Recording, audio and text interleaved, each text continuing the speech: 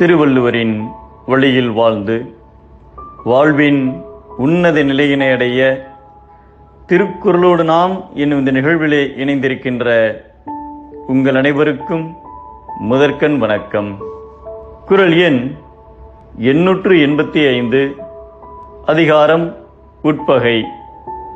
சோழ மன்னன் இலங்கைச் சென்னிக்கு வெகு நாட்களாக குழந்தை இல்லை. ஆகையால் பொறாமை குணம் கொண்ட சுற்றத்தார் பலர் சோழ நாட்டு அரசாட்சியை கைப்பற்ற சூழ்ச்சி செய்தனர். அந்நிலையில் மன்னருக்கு ஓர் ஆண் குழந்தை பிறந்தது.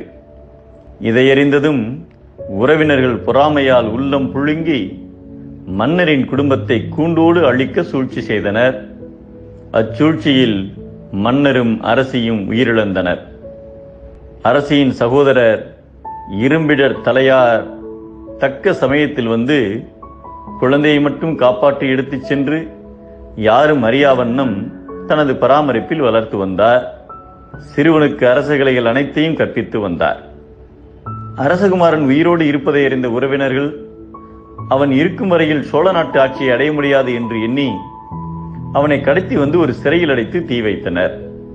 சிறுவன் தன் வலிமையை பயன்படுத்தி யாருக்கும் தெரியாமல் தீயிலிருந்து தப்பித்து இரும்பிடர் தலையாரிடம் திரும்பி வந்தான். தீயினால் கால்களில் ஏற்பட்ட தழும்பின் காரணமாக அச்சிறுவனுக்கு கரிகாலன் என்னும் பெயர் உண்டாயிற்று. கரிகாலனுக்கு ஏற்பட்ட ஆபத்தை உணர்ந்த இரும்பிடர் தலையார் அவனை கருவூரில் இருந்த தமது நண்பர் ஒருவர் வீட்டில் தங்கி வாழுமாறு செய்தார். கரூரில் அவன் ஒரு அனாதை சிறுவனைப் போல் வாழ்ந்து வந்தான்.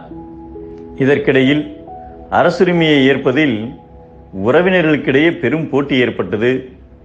அதனால் பட்டத்து யானையிடம் மாலையை கொடுத்து அது யார் கழுத்தில் மாலையிடுகிறதோ அவரையே அரசனாக தேர்ந்தெடுக்கலாம் என அமைச்சர்கள் முடிவு செய்தனர்.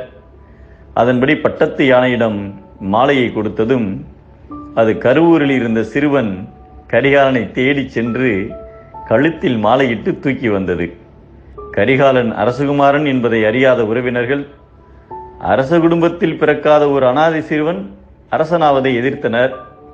அப்போது இரும்பிடர் தலையார் அங்கு வந்து நடந்த நிகழ்ச்சிகளை விளக்கி கூறியதும் கரிகாலனுக்கு முடிசூட்டு விழா நடத்தப்பட்டு நல்லாட்சி புரிந்து வந்தான்.